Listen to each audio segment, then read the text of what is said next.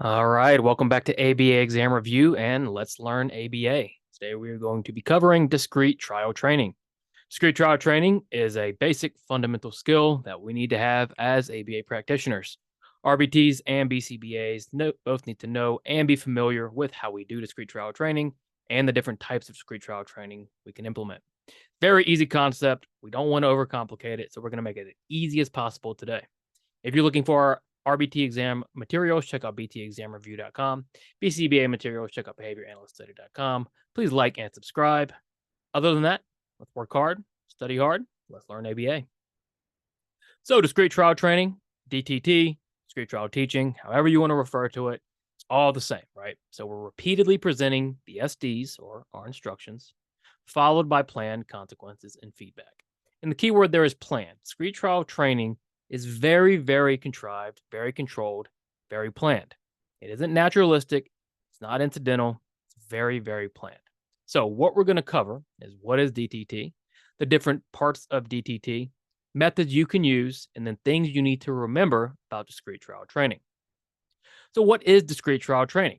Well, again, it is just trials of SDs, so instructions, followed by responses, followed by consequences and feedback. And we just repeat that cycle over and over again. A discrete trial just simply means there's a clear beginning and a clear end. You can also refer to it as discrete trial teaching or DTT. Our typical sequence is going to have an SD, followed by a prompt if necessary, followed by the response, followed by the consequence and feedback, and then a brief post-trial pause, 2 to 3 seconds, just to identify the end of one trial and the start of another. When do you want to use discrete trial teaching or training? Well, when you're teaching a new behavior, DTT is great because you're delivering a lot of consequences and feedback and reinforcement very, very quickly. It's very, very controlled, and you can do a lot in a short amount of time. So you are delivering trial after trial after trial very rapidly.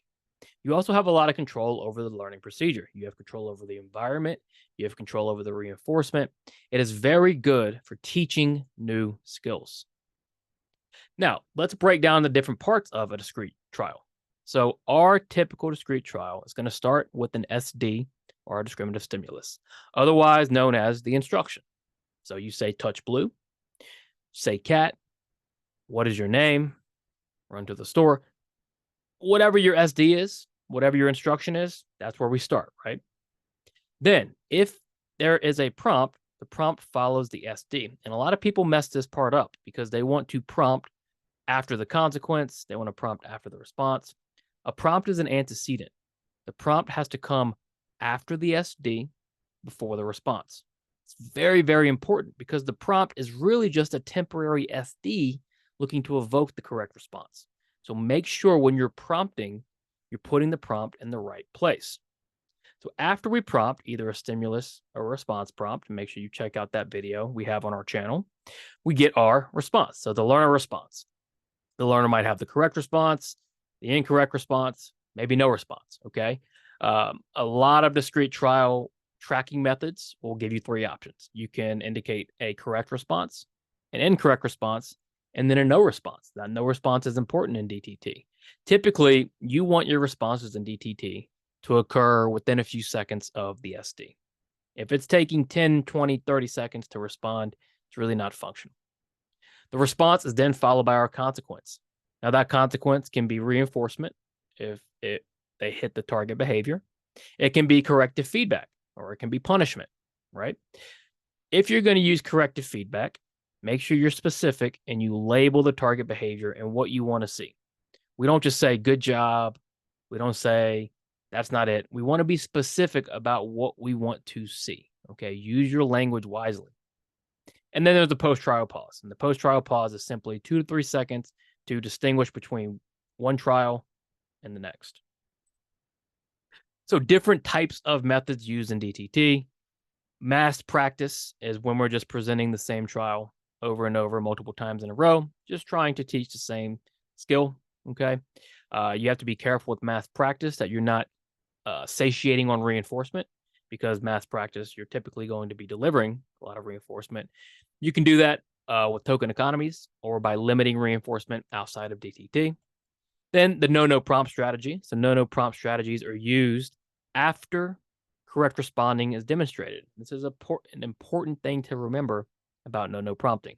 We want to use no prompting after the learner has already indicated in errorless teaching that they can respond correctly. So in this strategy, our first trial, if they got it incorrect, we would say no, and then we would reintroduce. We'd say no, remove the material, look away briefly, and then reintroduce. In the second trial, if they got it wrong again, we would follow that same procedure where we would say no, we'd remove our material, look away. And then the third trial, we would prompt. So we got no first trial, no second trial. On the third trial, we start prompting. And remember that prompt goes in between the SD and the response. A distractor trial. So after math practice, after they've shown some sort of proficiency, start mixing in other alternative trials within those math practice trials. Maintenance targets. DTT is pretty good for maintenance. If they master a skill, you want to occasionally go back and reintroduce that target. So let's say they master a target in August. Maybe when you're running discrete trial in September, you occasionally take one of those August master targets and just present it and see if it's maintaining. And then transfer trials. Transfer trials are important if you're going to use prompting. A transfer trial just means you're running trials pretty much the same. You're just using less of a prompt. So you're transferring control from the prompt to the actual SD. So transfer trials are very important for fading out those prompts. Other things to remember about DTT. DTT is not naturalistic or incidental. Discrete trial training is controlled, is very contrived. It's not great for generalization because it's so controlled, right? Don't confuse it with naturalistic or incidental teaching because it isn't. You want to reinforce wisely in DTT. Since it's happening very rapidly, okay, there's a potential to use a lot of reinforcement, a lot of the same reinforcement very quickly. You can satiate, okay? You want to avoid those things. We have to have some plan in place where we're going to fade reinforcement. We're going to alter reinforcement. Use token economies, right? There's a reason token economies are so synonymous with DTT because they're so effective in this type of training. If you're going to give feedback, be specific. So if your target behavior is answering the question, instead of saying, good job, say, good job answering the question. You want to label exactly what the feedback is being given for, even if the kid or the learner doesn't have language, doesn't communicate.